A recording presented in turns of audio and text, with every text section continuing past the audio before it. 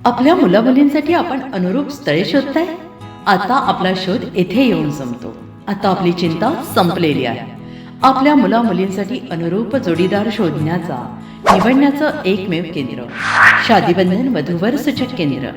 या संस्थेमध्ये सर्व समाजातील 70,000 पेक्षा जास्त स्थळे नोंदणी असलेले असे शादीबंधन वधूवर सूचक केंद्र.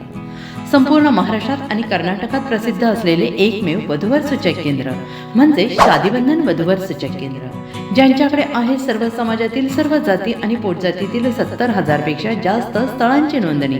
आपल्या इच्छेप्रमाणे वर्गवारी करून अनुरूप स्थळे निवडण्याची सुविधा. एक वेळा जोडले जा आणि आपलं जीवन सफल करून घ्या.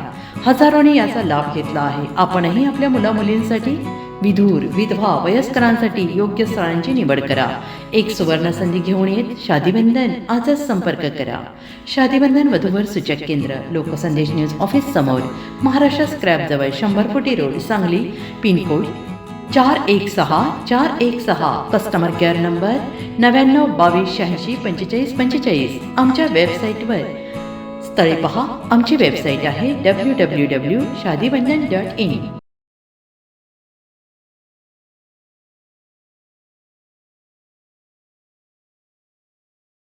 नमस्कार, मी मनीषा जयप्रकाश. आपण पाहत आहात लोकसंदेश न्यूज.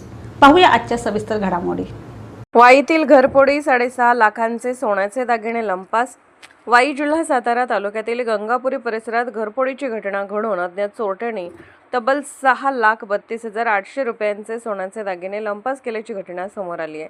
या प्रकरणी पोलिसात गुन्हा दाखल करण्यात आला आहे. पोलिसांकडून मिळालेल्या माहितीनुसार मौजे गंगापुरी दामले आडी येथील घर क्रमांक 214 येथे राहणारे सीताराम धोंडू शेलार वय 67 यांच्या घरी ही चोरी झाली. ते मूळचे कोठरोशी तालुका महाबळेश्वर येथील असून सध्या वाई येथे वास्तव्यास आहेत. ही घटना दिनांक 11 एप्रिल 2026 रोजी सकाळी 11 वाजता ते 13 एप्रिल 2026 रोजी दुपारी 12:30 या कालावधीत घडली. अज्ञात चोरट्याने घराच्या दरवाजावरील कडेकोंडा तोडून आत प्रवेश केला. त्यानंतर बेडरूममधील लोखंडी कपाट व लॉकर फोडून त्यातील सोन्या चांदीचे दागिने चोरून नेले. चोरीस गेलेल्या ऐवजांमध्ये सोन्याच्या अंगठ्या, कानातील टॉप्स, लक्ष्मी हार, चैन, घंटण, नेकलेस आदी दागिन्यांचा समावेश असून एकूण वजन सुमारे 7 तोळे 9 ग्रॅम 200 मिली इतके आहे. या प्रकरणी भारतीय न्याय संहिता कलम 331(3), 331(4), 305 अन्वये गुन्हा दाखल करण्यात आला आहे. पुढील तपास पोलीस उपनिरीक्षक वाळुंज यांच्या मार्गदर्शनाखाली सुरू आहे. पोलिसांनी परिसरातील नागरिकांना सतर्क राहण्याचे आवाहन केले असून संशयास्पद हालचाली आढळल्यास तात्काळ माहिती देण्याचे सांगितले. सातारा प्रतिनिधी प्रवीण नवघरे.